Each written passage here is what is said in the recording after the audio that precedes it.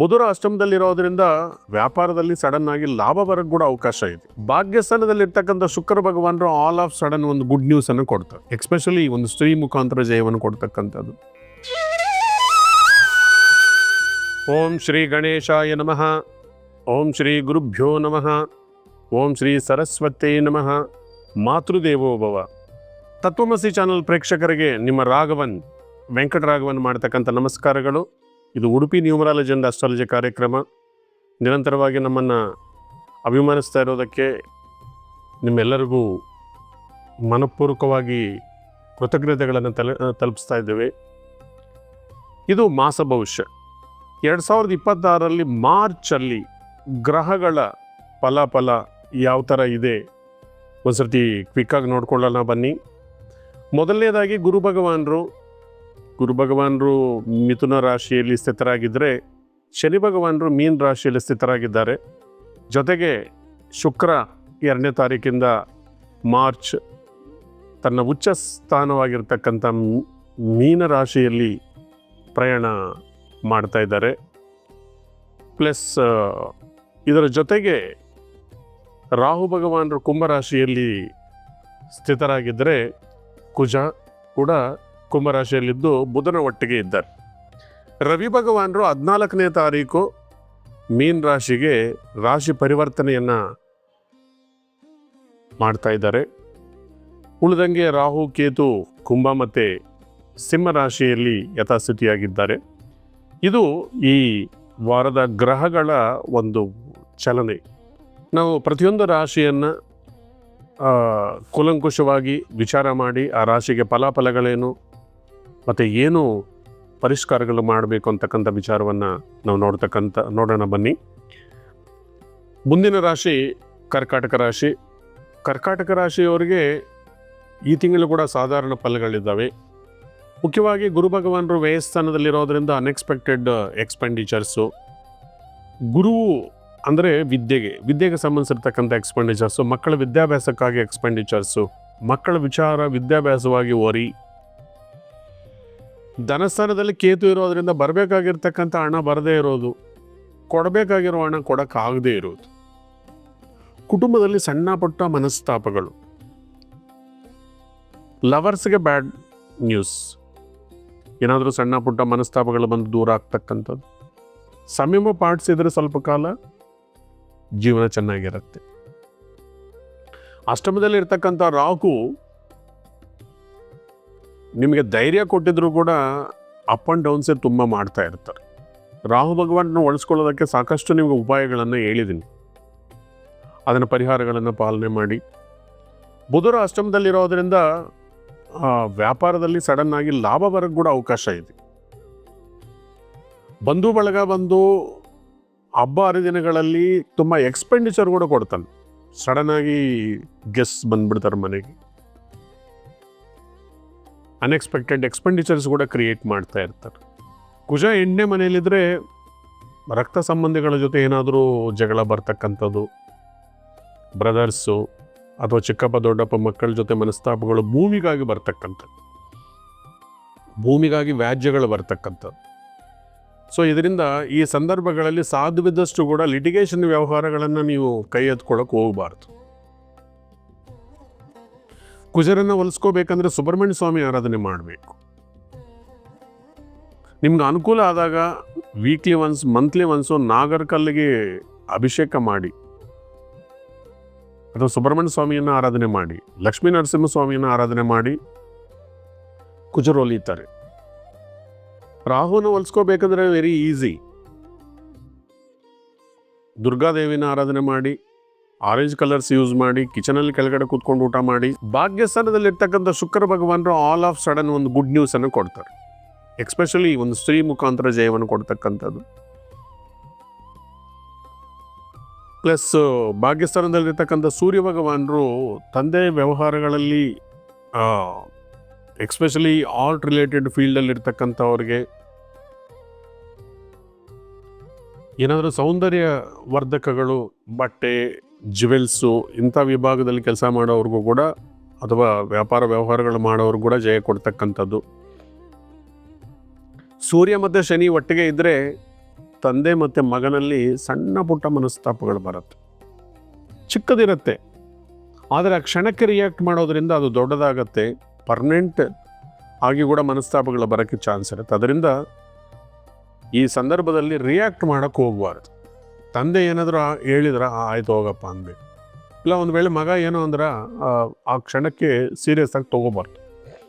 ಈ ಥರ ಮಾಡಿದರೆ ಈ ಕಾಂಬಿನೇಷನಿಂದ ಒಂದು ತಿಂಗಳಲ್ಲಿ ಆಚೆ ಬರ್ತೀರಿ. ಭಾಗ್ಯಸ್ಥಾನದಲ್ಲಿರ್ತಕ್ಕಂಥ ಶನಿ ಭಗವಂತರು ನಿಧಾನವಾಗಿ ಭಾಗ್ಯೋದಯವನ್ನು ಮಾಡ್ತಾ ಇದ್ದಾರೆ. ಎಕ್ಸ್ಪೆಂಡಿಚರ್ಸ್ ಸಾಕಷ್ಟು ತೋರಿಸ್ತಾ ಇದೆ, ಇನ್ಕಮ್ ನಿಧಾನ ಆಗ್ತಾ ಇದೆ, ಮನಸ್ಸಿಗೆ ತಳಮಳ, ಏನು ಮಾಡಬೇಕು, ಯಾವ ಡೈರೆಕ್ಷನಲ್ಲಿ ಹೋಗಬೇಕು, ಕನ್ಫ್ಲಿಕ್ಷನ್, ನೆಗೆಟಿವ್ ಥಿಂಕಿಂಗ್ ಕೂಡ ಕ್ರಿಯೇಟ್ ಆಗ್ತಾ ಇದೆ. ನವಗ್ರಹ ಆರಾಧನೆ ಮಾಡಿ 4 ಮುಖ ರುದ್ರಾಕ್ಷವನ್ನು ಧಾರಣೆ ಮಾಡಿ. ಇದು ಬ್ರಹ್ಮಸ್ವರೂಪ 4 ಮುಖ ರುದ್ರಾಕ್ಷನ್ನು ಯಾವುದೇ ಸೋಮವಾರ ಸೂರ್ಯೋದಯಕ್ಕೆ ಮೊದಲು ನೀವು ಧಾರಣೆ ಮಾಡೋದ್ರಿಂದ ವಿದ್ಯಾಭ್ಯಾಸಕ್ಕಾಗ್ಬೋದು ಅಥವಾ ನಿಮ್ಮ ಆರ್ಥಿಕ ಅಭಿವೃದ್ಧಿಗಳಿಗೆ ಅದು ಸಹಾಯ ಮಾಡಿಕೊಡುತ್ತೆ. ಸಾಧ್ಯವಿದಷ್ಟು ಭಕ್ತಿ ಮಾರ್ಗದಲ್ಲಿ ಹೋಗಿ ಧ್ಯಾನ ಮಾಡಿದರೆ ತುಂಬ ಒಳ್ಳೆಯದು. ಈ ಕಾರ್ಯಕ್ರಮವನ್ನು ಮುಕ್ತಾಯ ಮಾಡೋಕ್ಕೆ ಮೊದಲು ಕೆಲವು ಟಿಪ್ಸನ್ನು ತಿಳ್ಕೊಳ್ಳೋಣ. ಎವರಿ ಮಂತು ಇದನ್ನು ನಾವು ಕಂಟಿನ್ಯೂ ಮಾಡ್ತಾ ಇದ್ದೀವಿ. ಇವತ್ತು ನಿಮ್ಮ ಮುಂದೆ ಒಂದು ಅದ್ಭುತವಾದಂಥ ಒಂದು ವಿಚಾರವನ್ನು ಹೇಳ್ತಾ ಇದ್ದೀನಿ, ಸ್ಕಿಪ್ ಮಾಡ್ದಿರ ನೋಡಿ. ನಮ್ಮ ಚಾನಲನ್ನು ಯಾರ್ಯಾರು ಸಬ್ಸ್ಕ್ರೈಬ್ ಮಾಡ್ಕೊಂಡಿಲ್ವೋ ದಯವಿಟ್ಟು ಸಬ್ಸ್ಕ್ರೈಬ್ ಮಾಡ್ಕೊಳ್ಳಿ. ಮೊಬೈಲ್ ಅನ್ನೋದು ಇವಾಗ ನಮ್ಮ ಜೀವನದ ಒಂದು ನಿತ್ಯ ಅವಸರವಾದಂಥ ಒಂದು ಸಾಧನವಾಗಿದೆ. ಒಂದೊತ್ತು ನಮಗೆ ಬ್ರೇಕ್ಫಾಸ್ಟ್ ಮಿಸ್ ಆಗಿದ್ರು, ಲಂಚ್ ಮಿಸ್ ಆಗಿದ್ರು, ಡಿನ್ನರ್ ಮಿಸ್ ಆಗಿದ್ರು ಪರವಾಗಿಲ್ಲ, ನಮ್ಮ ಮೊಬೈಲ್ ಮಾತ್ರ ನಮ್ಮ ಕೈಯಲ್ಲಿರಬೇಕು. ಮೊಬೈಲಿಂದಾನೇ ಎಲ್ಲ ಕೆಲಸಗಳು ನಡೀತಾ ಇದೆ. ಒಂದು ಸ್ಮಾಲ್ ಒಂದು ಇನ್ಸ್ಟ್ರೂಮೆಂಟಿಂದ ನೀವು ದೇಶ ವಿದೇಶದಲ್ಲಿ ಕೂಡ ನೀವು ಕನೆಕ್ಟ್ ಆಗ್ಬೋದು. ಇಲ್ಲಿಂದ ದೂರ ಪ್ರದೇಶಗಳನ್ನು ನೀವು ವಿಡಿಯೋ ಮುಖಾಂತರ ನೋಡ್ಬೋದು, ಆಡಿಯೋ ಮುಖಾಂತರ ಕೇಳ್ಬೋದು, ಮಾತಾಡ್ಬೋದು. ಲಕ್ಷಾಂತರ ಕೋಟ್ಯಾಂತರ ರೂಪಾಯಿ ಬಿಸ್ನೆಸ್ ಡೀಲಿಂಗ್ಸ್ ಕೂಡ ಈ ಮೊಬೈಲ್ ಸಾಧನದಿಂದ ನೀವು ಮಾಡಬಹುದು. ಹಾಗಾದರೆ ಇಷ್ಟೊಂದು ನಮಗೆ ಅನುಕೂಲಕರವಾಗಿರ್ತಕ್ಕಂಥ ಈ ಮೊಬೈಲು ನಮ್ಗೆ ಇನ್ಫಾರ್ಮೇಷನ್ ಕೊಡ್ತಕ್ಕಂಥದ್ದು, ಇವೇನಾದರೂ ನಿಮ್ಗೆ ಗೊತ್ತಿಲ್ಲ ವಿಚಾರಗಳಂದರೆ ಗೂಗಲ್ ಮಾಡಿದರೆ ಯು ವಿಲ್ ಗೆಟ್ ಇನ್ಫಾರ್ಮೇಷನ್. ಒಂದು ಫ್ರೆಂಡಿಗೆ ಕ್ವಿಕ್ಕಾಗಿ ಒಂದು ಮೆಸೇಜ್ ಮಾಡಬೇಕು, ಸಾವಿರಾರು ಮೈಲುಗಳ ದೂರದಲ್ಲಿರೋರ್ಗೂ ಒಂದು ಸೆಕೆಂಡಲ್ಲಿ ಒಂದು ಮೆಸೇಜ್ ಹೋಗುತ್ತೆ, ಒಂದು ಕಾಲ್ ಹೋಗುತ್ತೆ. ಇಂಥ ಈ ಆಧುನಿಕ ಯುಗದಲ್ಲಿ ಮೊಬೈಲಿನ ಪಾತ್ರ ನಮ್ಮ ಸ್ನೇಹಿತನಿಗಿಂತ ನಮ್ಮ ಮನೆಯಲ್ಲಿರ್ತಕ್ಕಂಥ ಸದಸ್ಯರಿಗಿಂತ ಹೆಚ್ಚಾದಂಥ ಒಂದು ಮುಖ್ಯವಾದಂಥದ್ದು ಈ ಮೊಬೈಲು. ಒಂದೇ ಮನೆಯಲ್ಲಿ ಒಟ್ಟಿಗೆ ಜನ ಇದ್ದರೂ ಕೂಡ ಆದರೆ ಎಲ್ಲರೂ ಮೊಬೈಲಲ್ಲೇ ನಿಮಗ್ನವಾಗಿರ್ತಾರೆ. ಅಂದರೆ ಈ ಮೊಬೈಲ್ ಯಾವ ಥರ ಇರಬೇಕು, ಇದನ್ನು ನಾವು ಯಾವ ಥರ ಜೋಪಾನ ಮಾಡ್ಕೋಬೇಕು, ಇದಕ್ಕೆ ಏನು ಪ್ರಿಕಾಷನ್ಸನ್ನು ನಾವು ತಗೊಳ್ಳಬೇಕು ಅನ್ನೋದನ್ನು ನಾನು ವಿವರವಾಗಿ ಹೇಳ್ತಾ ಬರ್ತೀನಿ. ಮುಖ್ಯವಾಗಿ ಮೊಬೈಲು ನೀಟಾಗಿರಬೇಕು. ಮೊಬೈಲ್ ಗ್ಲಾಸ್ ಅಥವಾ ನಿಮ್ಮ ಸ್ಕ್ರೀನ್ ಯಾವುದೇ ಕಾರಣಕ್ಕೂ ಒಡಿಬಾರ್ದು. ಅನಾದಿ ಕಾಲದಿಂದನೂ ಹಿರಿಯರು ಹೇಳ್ತಾರೆ, ಒಡೆದ ಕನ್ನಡಿ ಮನೆಯಲ್ಲಿ ಇಡಬೇಡ ಅಂತ. ಅದು ಮನಸ್ಸು ಒಡೆದಂಗೆನೆ. ನೀವು ಒಡೆದ ಸ್ಕ್ರೀನ್ ಅಥವಾ ಕನ್ನಡಿ ಮನೆಯಲ್ಲಿ ಇಟ್ಕೊಂಡಿದ್ರೆ ವ್ಯವಹಾರಗಳು ಕೂಡ ಒಡಿತಾ ಇರುತ್ತೆ. ಬಾಂಧವ್ಯಗಳು, ಸ್ನೇಹ, ಪ್ರೀತಿ ಕೂಡ ದೂರಗಳಾಗ್ತಾ ಇರ್ತವೆ. ಈ ಮೊಬೈಲ್ ಯಾವಾಗ ಒಂದು ವೇಳೆ ಸ್ಕ್ರೀನ್ ಅದು ಡ್ಯಾಮೇಜ್ ಆಗಿದ್ರೆ ಇನ್ನೊಂದು ಹೊಸ ಸ್ಕ್ರೀನ್ ಹಾಕ್ಸಿ. ಮೊಬೈಲ್ ಯಾವಾಗಲೂ ನೀಟಾಗಿರಲಿ. ಪ್ರತಿನಿತ್ಯ ನಾವು ಯಾವ ಥರ ಸ್ನಾನ ಮಾಡ್ತೀವಿ ಅದಕ್ಕೆ ಕೂಡ ಒಂದು ನಿಮ್ಮ ಮೊಬೈಲನ್ನು ಒಂದು ಬಟ್ಟೆ ತೊಗೊಂಡೆಲ್ಲ ಜೋಪಾನವಾಗಿ ಇಟ್ಕೊಳ್ಬೇಕು. ಮತ್ತು ಮೊಬೈಲ್ ಸ್ಕ್ರೀನ್ ಸೇವರಲ್ಲಿ ನಿಮ್ಗೆ ಇಷ್ಟ ಬಂದಿದ್ದೆಲ್ಲ ಇಟ್ಕೊಳ್ಳೋಕೆ ಹೋಗಬೇಡಿ. ಪ್ರತ್ಯೇಕವಾಗಿ ದೇವರ ಚಿತ್ರಗಳನ್ನು ಹಾಕ್ಕೋಬೇಡಿ. ಯಾಕಂದರೆ ನಾವು ಊಟ ಮಾಡ್ತಾ ಇರ್ತೀವಿ, ಎಡಗೈಯಲ್ಲಿ ನಾವು ಅದನ್ನು ಸ್ಕ್ರೋಲ್ ಮಾಡ್ತಾ ಇರ್ತೀವಿ, ಲೆಫ್ಟ್ ಹ್ಯಾಂಡಲ್ಲಿ ದೇವ್ರ ಫೋಟೋಗಳನ್ನು ಮುಟ್ಕೊಳ್ತಕ್ಕಂಥದ್ದು, ಮತ್ತು ಎಡಗೈಯಲ್ಲಿ ನಾವು ದೇವ್ರನ್ನ ಟಚ್ ಮಾಡ್ತಕ್ಕಂಥದ್ದು. ಮತ್ತು ನಾವು ಯಾವ ಸ್ಥಿತಿಯಲ್ಲಿ ಇರ್ತೀವೋ ಗೊತ್ತಿಲ್ಲ, ಆದರೆ ನಾವು ಆ ದೇವ್ರದ್ದು ಫೋಟೋನ ನೋಡ್ತಾ ಇರ್ತೀವಿ. ಕೆಲವರಿಗೆ ಬಾತ್ರೂಮಲ್ಲಿ ಕೂಡ ಫೋನಲ್ಲಿ ಮಾತಾಡ್ತಕ್ಕಂಥ ಅಭ್ಯಾಸ ಇರುತ್ತೆ. ಬಾತ್ರೂಮಲ್ಲಿ ಕೂಡ ಮೆಸೇಜ್ಗಳು ಕಳಿಸ್ತಾ ಇರ್ತಾರೆ. ಒಂದು ಸರ್ತಿ ನೀವು ಮೊಬೈಲನ್ನು ಆನ್ ಮಾಡಿದರೆ ದೇವ್ರು ಬಂದಾಗ ನೀವು ಬಾತ್ರೂಮಲ್ಲಿ ಆ ದೇವ್ರ ಫೋಟೋಗಳನ್ನು ಇಟ್ಕೊಳ್ಳೋದು ಎಷ್ಟು ಕರೆಕ್ಟ್ ಅಂತೀರಿ? ಇದರ ಬದಲಾಗಿ ನಿಮಗೆ ಲಕ್ಕಿ ನಂಬರು ಅಥವಾ ನಿಮಗೆ ಲಕ್ಕಿ ಇಷ್ಟವಾಗಿರ್ತಕ್ಕಂಥ ಒಂದು ಪ್ಲ್ಯಾಂಟ್ ಅಥವಾ ಪ್ರಕೃತಿಯ ಒಂದು ಚಿತ್ರವನ್ನು ನೀವು ಹಾಕ್ಕೊಳ್ಳೋದು ಒಳ್ಳೆಯದು. ಅಥವಾ ನಿಮಗೆ ಅದೃಷ್ಟಕ್ಕೆ ಒಲೆದು ಬರ್ತಕ್ಕಂಥ ಒಂದು ಬಣ್ಣದ ಚಿತ್ರವನ್ನು ಅದರಲ್ಲಿ ಹಾಕ್ಕೊಳ್ಳೋದು ಒಳ್ಳೆಯದು. ಅಥವಾ ನಿಮಗೆ ಇನ್ಸ್ಪಿರೇಷನ್ ಬರ್ತಕ್ಕಂಥ ಏನಾದರೂ ಒಂದು ಚಿತ್ರಗಳನ್ನು ಅದರಲ್ಲಿ ಹಾಕ್ಕೊಳ್ತಕ್ಕಂಥದ್ದು ಒಳ್ಳೆಯದು. ಒಂದು ವೇಳೆ ನಿಮ್ಮ ರಾಶಿಗಳು ಮೀನರಾಶಿ, ವೃಶ್ಚಿಕ ರಾಶಿ, ಕರ್ಕಾಟಕ ರಾಶಿ ಆಗಿದ್ದರೆ ಏನಾದರೂ ನೀರಿಗೆ ಸಂಬಂಧಿಸಿರ್ತಕ್ಕಂಥ ಪೋಸ್ಟರ್ಸ್ ಇರ್ತಕ್ಕಂಥ ಸ್ಕ್ರೀನ್ ಸೇವರ್ ಹಾಕ್ಕೊಳ್ಳಿ, ನಿಮ್ಗೆ ತುಂಬ ಸಹಾಯ ಆಗುತ್ತೆ. ಅದೇ ಅಗ್ನಿತತ್ವ ರಾಶಿಗಳಾಗಿರ್ತಕ್ಕಂಥ ಮೇಷ, ಸಿಂಹ, ಧನುಸ್ಸು ರಾಶಿಯವರು ಈ ಅಗ್ನಿಗೆ ಅಂದರೆ ಬ್ರೈಟ್ ಆಗಿರ್ತಕ್ಕಂಥ ಕಲರ್ಸು, ಲೈಟು, ಸನ್ಲೈಟು, ಈ ಥರ ಬ್ರೈಟ್ ಆಗಿರ್ತಕ್ಕಂಥ ಚಿತ್ರಗಳು ನೀವು ಹಾಕ್ಕೊಳ್ಳೋದ್ರಿಂದ ನಿಮಗೆ ತುಂಬ ಅನುಕೂಲಕರವಾಗಿರುತ್ತೆ. ಹಾಗೆ ಭೂತತ್ವದ ರಾಶಿಗಳಾಗಿರ್ತಕ್ಕಂಥ ಕನ್ಯಾ, ವೃಷಭ ಮತ್ತು ಮಕರ, ಈ ರಾಶಿಯವರಿಗೆ ಭೂಮಿಗೆ ಸಂಬಂಧಿಸಿರ್ತಕ್ಕಂಥದ್ದು. ಭೂಮಿಯಲ್ಲಿ ಬ್ಯೂಟಿಫುಲ್ಲಾಗಿ ಬೆಳೆದಿರ್ತಕ್ಕಂಥ ಗಿಡ, ಬೆಳೆ, ಧಾನ್ಯ ಇಂಥದನ್ನು ಭೂಮಿಗೆ ಸಂಬಂಧಿಸಿರ್ತಕ್ಕಂಥದ್ದು, ಬೆಟ್ಟ, ಗುಡ್ಡ, ಕಾಡು, ಮೇಡು ಇಂಥದನ್ನೆಲ್ಲ ಕೂಡ ನೀವು ಚಿತ್ರ ಹಾಕ್ಕೊಂಡಿದ್ರೆ ನಿಮಗೆ ಬೇಗ ಕನೆಕ್ಟ್ ಆಗಿ ನಿಮ್ಮ ಮೊಬೈಲ್ ಮುಖಾಂತರ ನಿಮಗೆ ವ್ಯವಹಾರಗಳು ಬೇಗ ನಡೆಯುತ್ತೆ ಮತ್ತು ಪ್ರೀತಿ ಬಾಂಧವ್ಯಗಳು ಕೂಡ ಉತ್ತೇಜನಗೊಳಿಸುತ್ತೆ. ಮತ್ತು ವಾಯುತತ್ವದ ರಾಶಿಗಳಾಗಿರ್ತಕ್ಕಂಥ ತುಲ, ಅಗೈನ್ ಮಿಥುನ ಮತ್ತು ಕುಂಭ ರಾಶಿಯವರು ಇದನ್ನು ಗಾಳಿಗೆ ಸಂಬಂಧಿಸಿರ್ತಕ್ಕಂಥದ್ದು, ಸ್ಪೇಸು, ಆಕಾಶದಲ್ಲಿ ಇರ್ತಕ್ಕಂಥ ಚಿತ್ರಗಳು, ಮೋಡಗಳು, ಯಾಕಂದರೆ ಮೋಡಗಳು ಕೂಡ ಗಾಳಿಯಲ್ಲಿ ಚಲಿಸ್ತಾ ಇರ್ತವೆ. ಇದು ವಾಯುತತ್ವ ಆಗಿರೋದ್ರಿಂದ ಮೋಡಗಳ ಚಿತ್ರಗಳನ್ನು ಹಾಕ್ಕೊಳ್ತಕ್ಕಂಥದ್ದು, ಆ ಮೋಡಗಳಲ್ಲಿ ಇರ್ತಕ್ಕಂಥ ಆ ಚಂದಮಾಮನನ್ನು ಇರೋ ಫೋಟೋನ ನೀವು ಮೊಬೈಲಲ್ಲಿ ಕ್ಲಿಕ್ಸ್ಕೊಳ್ಳೋದ್ರಿಂದ, ಆ ಸ್ಕ್ರೀನ್ ಸೇವರ್ ಹಾಕ್ಕೊಳ್ಳೋದ್ರಿಂದ ನೀವು ಬೇಗ ಕನೆಕ್ಟ್ ಆಗಿ ನಿಮಗೆ ಒಳ್ಳೆ ಮೂಡ್ ಕೂಡ ಬಂದು ಆವತ್ತಿನ ಕೆಲಸ ಕಾರ್ಯಗಳು ಬೇಗ ನಿಮಗೆ ಆಗೋದಕ್ಕೆ ಒಳ್ಳೆಯದಾಗತ್ತೆ. ಹೀಗೆ ಸ್ಕ್ರೀನ್ ಸೇವರನ್ನು ಬಳಸ್ತಕ್ಕಂಥದ್ದು. ಮತ್ತು ಯಾವಾಗಲೂ ಕೂಡ ಮೊಬೈಲಲ್ಲಿ ಮಾತಾಡುವಾಗಲೂ ಕೂಡ ನಿಮ್ಮ ಮುಖದಲ್ಲಿ ಸ್ಮೈಲ್ ಇರಬೇಕು. ಸಾಕಷ್ಟು ಜನ ಏನಂದರೆ ಎದುರು ಬದುರು ಬಂದಾಗಲೇ ಸ್ಮೈಲ್ ಕೊಡ್ತಾ ಇರ್ತಾರೆ.